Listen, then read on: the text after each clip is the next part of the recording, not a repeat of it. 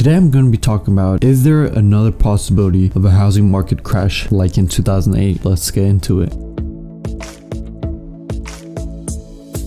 So with the housing market crash of 2008, we first have to talk about what really caused the market to crash and what are some factors that led up to that point, making the entire market fall apart. So there are several different factors that caused what happened in 2008, but I wanted to go over the three main causes that made the housing market crash in 2008. So with number one, the first cause was a lack of regulation. The government plays a big role. They regulate the financial industry. But in 2008, in prior years, they were lacking on regulating lending institutions giving out mortgages. What we saw was a lot of institutions were giving loans to people who were subsequently proved to be a bad credit risk. So these people were not qualified for these loans. However, they still ended up giving these people a loan for homes they were not qualified for, could not afford it, and that is one reason that caused the housing market to crash. So jumping into reason number two, we have ARM loans. So this is going to piggyback a little bit off the first reason, which was lack of regulations. When these lending institutions were giving out mortgages to these unqualified buyers, a lot of these buyers were looking to get an adjustable rate mortgage, which gave them better initial payments when it came to the principal. But of course, with an adjustable rate mortgage, depending on the interest rates where they're at, it can fluctuate up and down. So if interest rates drop, your monthly payment drops. The interest rates creep up, your payment's gonna creep up. So we saw interest rates creep up a little. Then once things were coming down, people were defaulting on their mortgages. That's when we saw a massive decline in ARM loans being taken out. This graph shows that in 2005, which was the height of when people were taking out ARM loans, we actually saw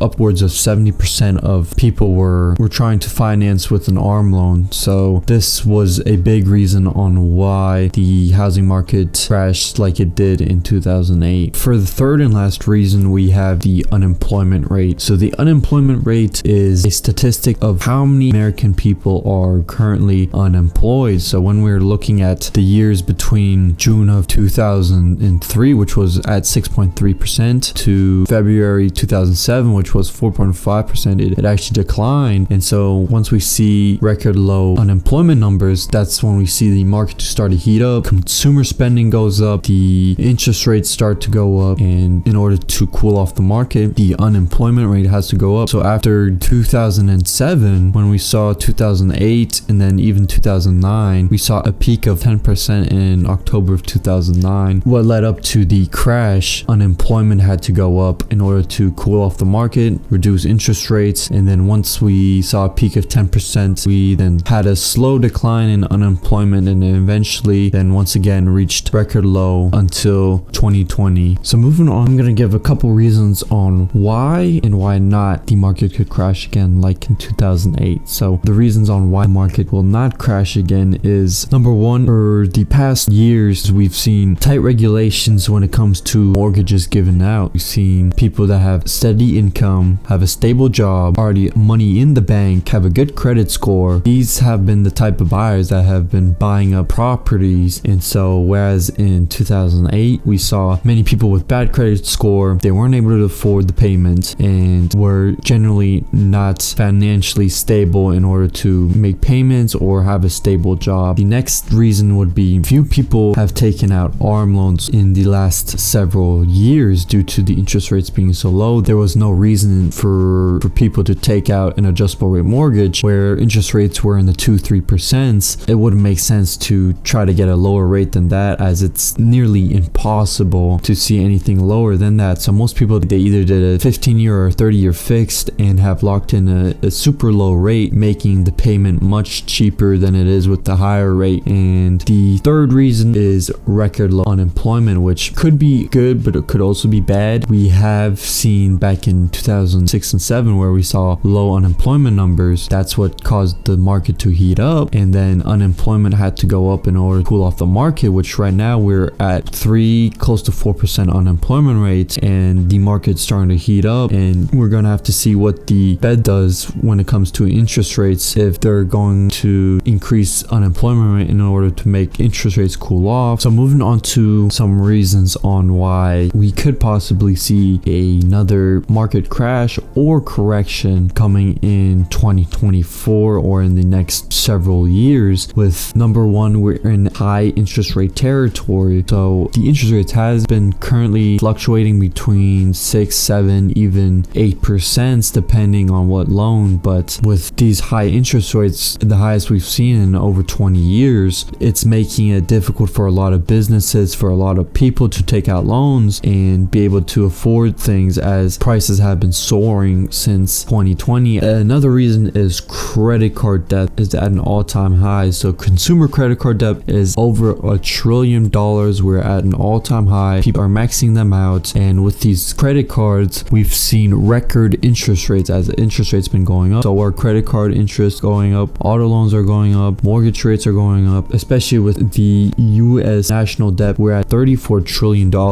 which is the highest we've ever been. And so our debt keeps on rising and rising, and eventually either we're gonna have to pay some off or something's gonna break and is gonna hurt the nation as we're in so much debt. Another one is student loan payment. We've recently seen that student loans were halted for a couple years since 2020, but they're starting to come back, and people are going to have to pay their student loans again, which is going to be another burden on consumers, having to come more out of pocket to pay more debt. And so with credit card debt at an all-time high, we see student loans being paid. A lot of homeowners may not be able to afford their mortgage and other expenses, causing foreclosures to happen, inventory to flood on the market. If we see unemployment raise and people don't have a stable job, don't have a stable income, and aren't able to afford any of their payments, that's gonna cause foreclosures to happen, flooding the market, causing home prices to drop at a record level. So those are some reasons on why we possibly see another market crash happen. That's gonna wrap it up for this video. I hope you guys enjoyed it. Please make sure to like, comment, subscribe, hit that notification bell, and I'll see y'all in the next video. Peace.